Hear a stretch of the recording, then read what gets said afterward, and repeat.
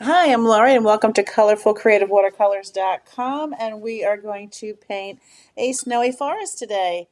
So let's get started. Right now, I am wetting the background because we're going to do a wet on wet. So I'm just taking clean water and filling in that entire area. And now I just added some Payne's gray.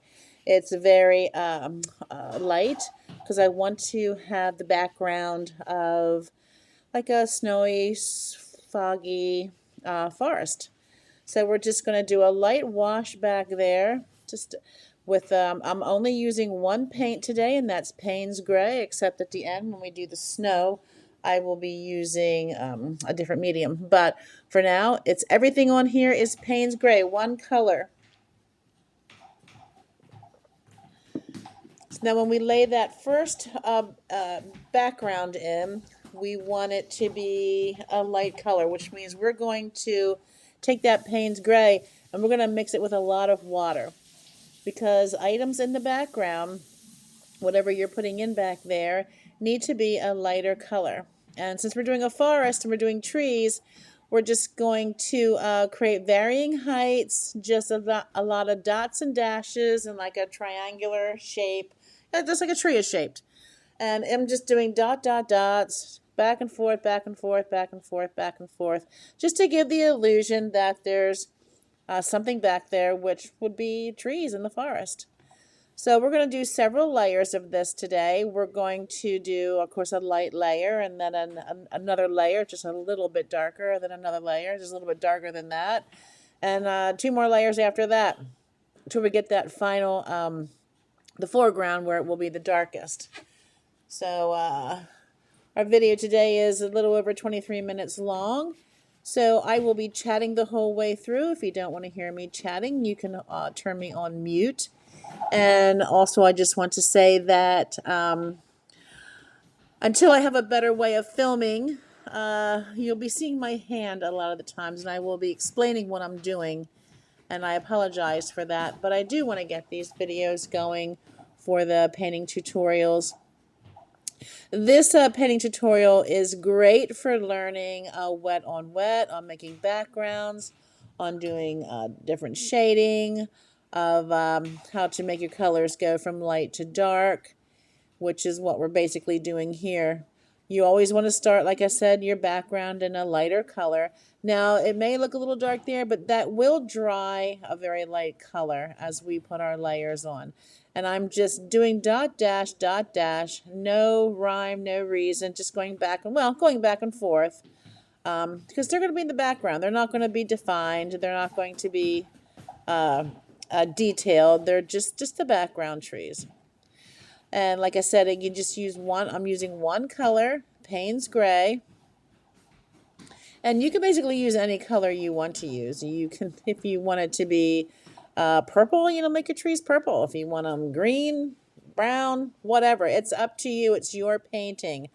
I just like using the Payne's Gray for a snowy look, in the forest, foggy, snowy, snow-covered trees. So that's why I chose the Payne's Gray, because this is what I chose. So anyway, we're just still making those background trees. And as you can see, there's, no real detail because they're not going to be detailed. They're in the back. If you think about it, if you look out on a snowy, misty day at a forest, the background, because there could be clouds, the background is pretty muted. So now our next layer, I'm just going a little bit darker and just keep making those trees. Just keep making those trees in that forest. So while you're watching me paint there, really all I'm doing is just making just a bunch of dots, just like a stipple. Just going down, making different dots in the shape of a tree.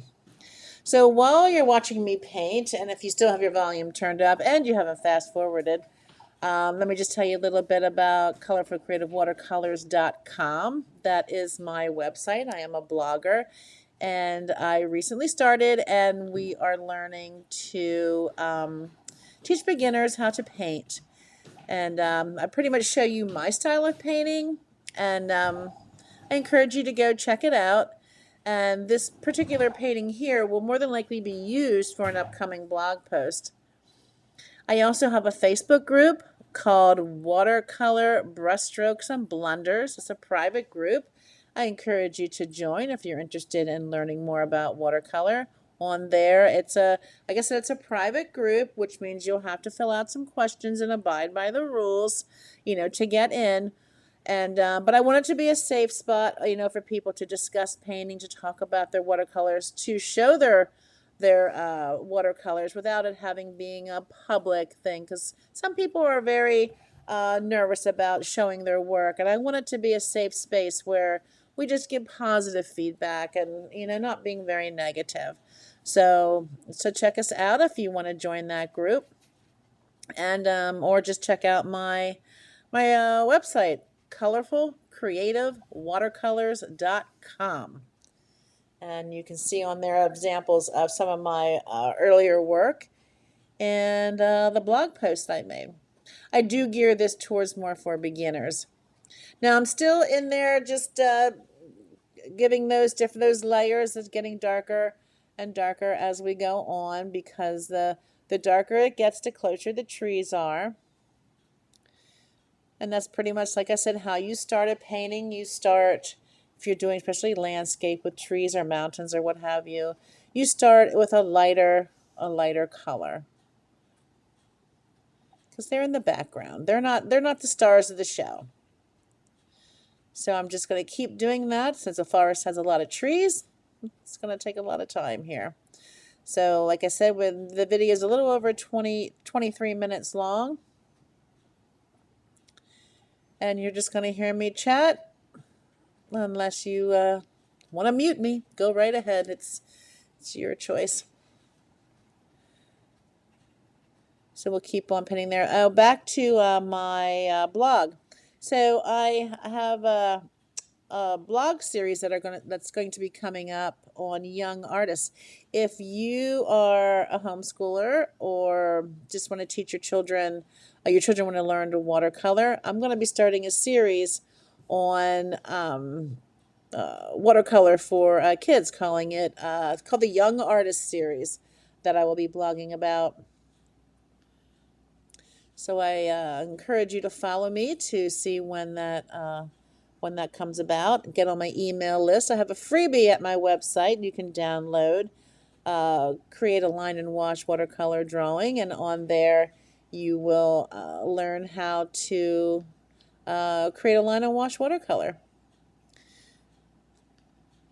which is pretty much my style of painting. Is very loose, very carefree. I don't paint a lot of real, when I paint it, that it looks like you're looking at a picture.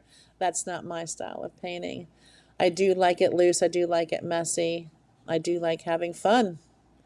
That's part of my motto is stay colorful, stay creative, and have fun. Have fun while you're doing it. Watercoloring should be a relaxing time, not a stressful time. It should be, where you can escape and just let your emotions out. So right now I'm starting to go a little bit darker on my trees, and I use the vertical hold technique to make that line going down there. And then I'm just dotting and dashing, doing my branches back and forth, back and forth, back and forth. Now this is not our darkest color yet, so this guy's not the star of the show. But we still got to get them in there.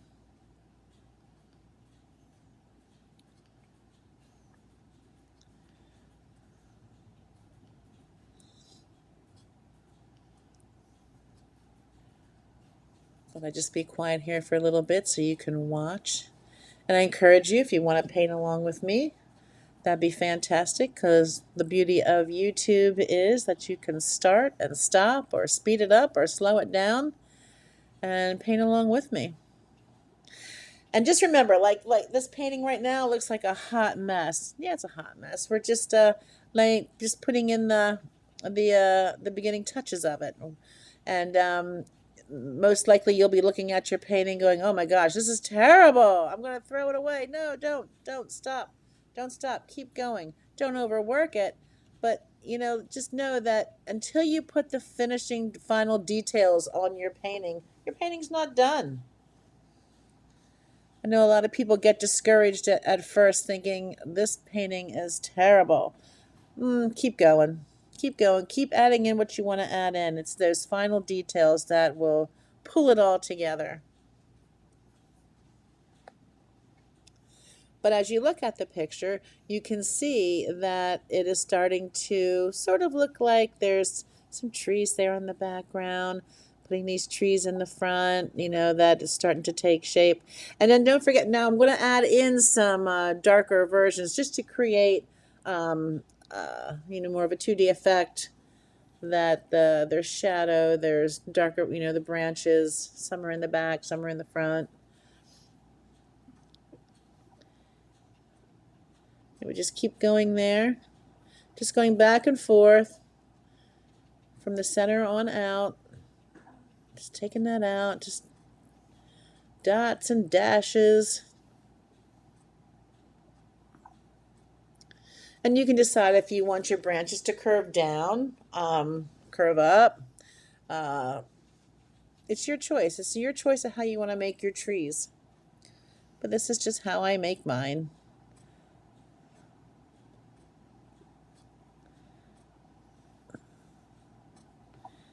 I do enjoy making these types of these trees because you can just be, just don't have to be perfect. A lot of people who say, oh, I can't watercolor. Sure you can. You don't need to be perfect. Not at all. So when you're making your trees, make sure you use varying heights because we don't want all of our trees to be all lined up like a bunch of little soldiers. Because that's not how it is in nature. Trees are varying heights. When you look into a forest, they're not all the exact same size.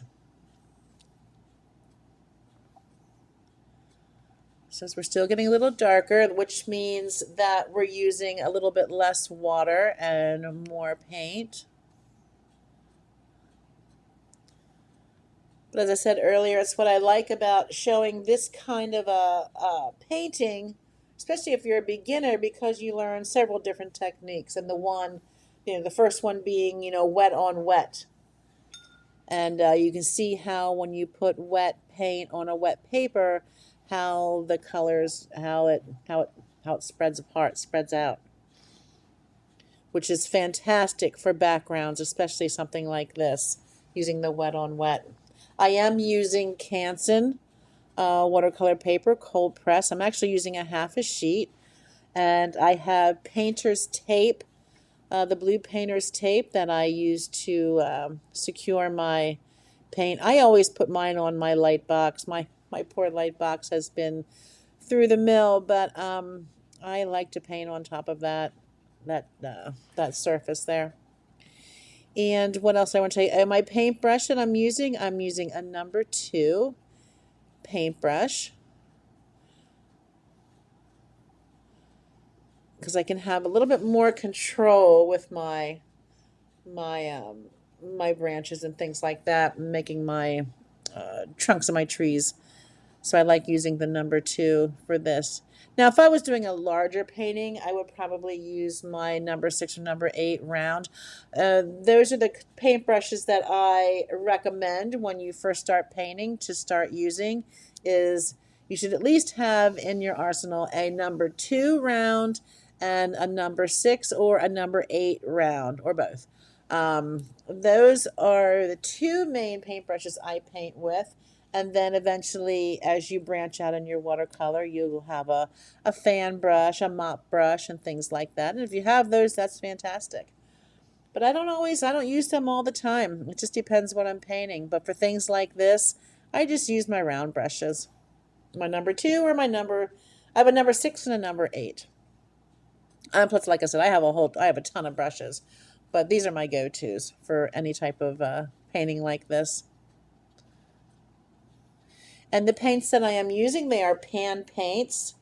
And my son, not this past year, but the year before, for Christmas, bought me a whole long set of, I think there's like about 40 different colors in there, pan paints, and I love them.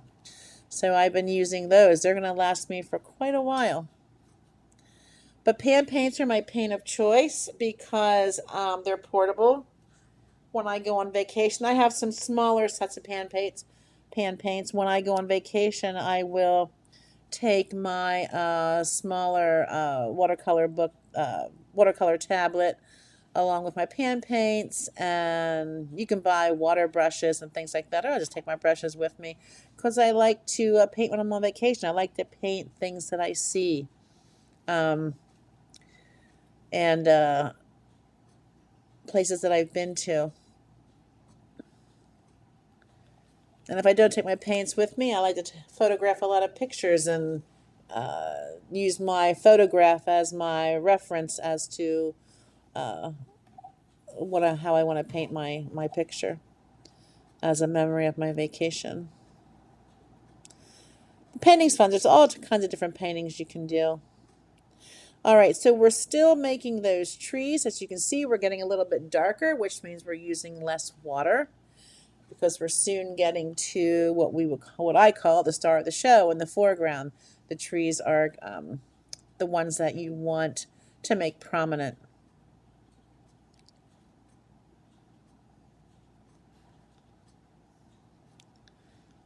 I think I'm just adding a little detail onto those. So we're about 3/4 of the way through with this video. We are soon getting ready to do the front, the final foreground picture. So first, I'm going to stop talking until we're done here.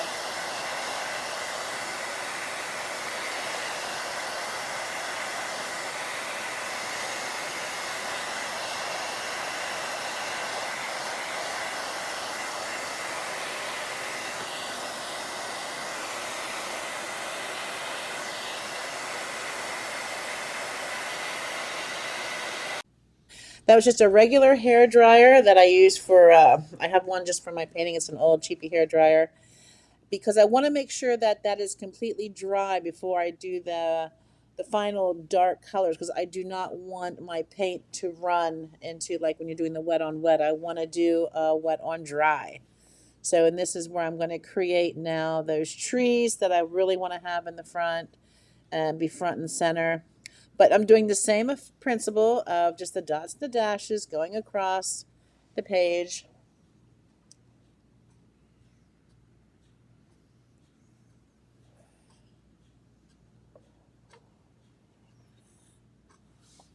And I'll just keep doing that. You can see I made a long thin line there for my trunk to give me reference of where I want it to be. And one other thing I want to say, when you're doing trees, as you can see on the upper left, that I like to at least have one tree that goes the whole way to the top of the paper. But here I'm just making those dots and dashes just to make that tree. But you can see it's a little bit darker. And it still looks like a hot mess because we are not done yet. So I'm just deciding where I want to make some more trees. Just adding some final things to that tree. It looked a little sparse.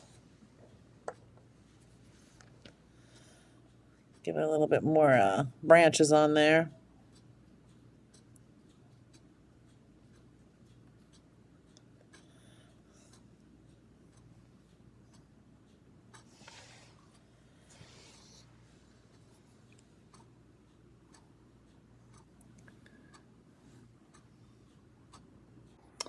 All right, so there we are. That part is done. Now I'm going to take bleed proof white. This is what I like to use to make my snow. So we're going to put snow on some of our branches. We're not going to do every tree, but we are going to do the trees that have a lot of the darker Payne's gray on it. And we'll just go pretty much the same way as we did with making our trees. We're going to, sorry there, we're going to just go along the tops of the branches like snow would lay on the top of branches.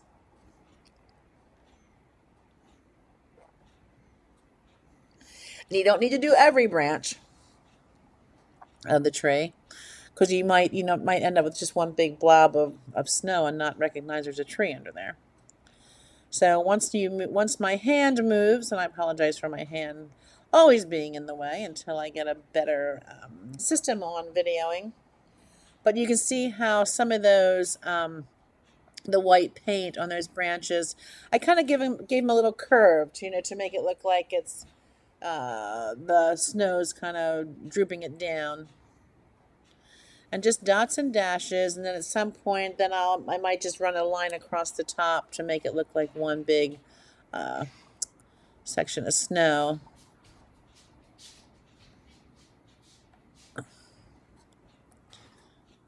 Put some extra snow there, or maybe in some of the trunk a little bit. As you can see, I just put a little line there just to let that look like snow. So I just pick and chose some trees there to put some snow on. And I kind of let my brush lighten up a little bit with the snow so it kind of matches the color shade of the trees that I'm putting it on.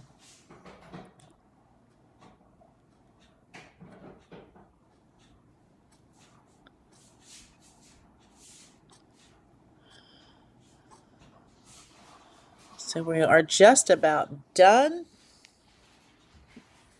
putting our snow on. And then once we're done with this,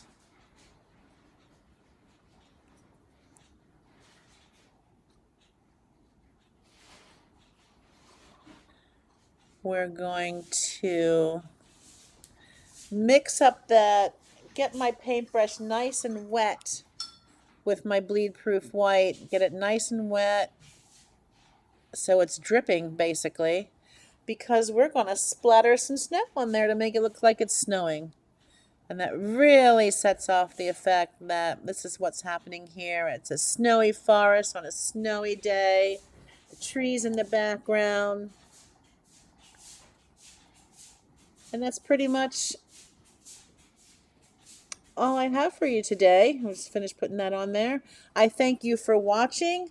Again, I'm Laurie from ColorfulCreativeWatercolors.com.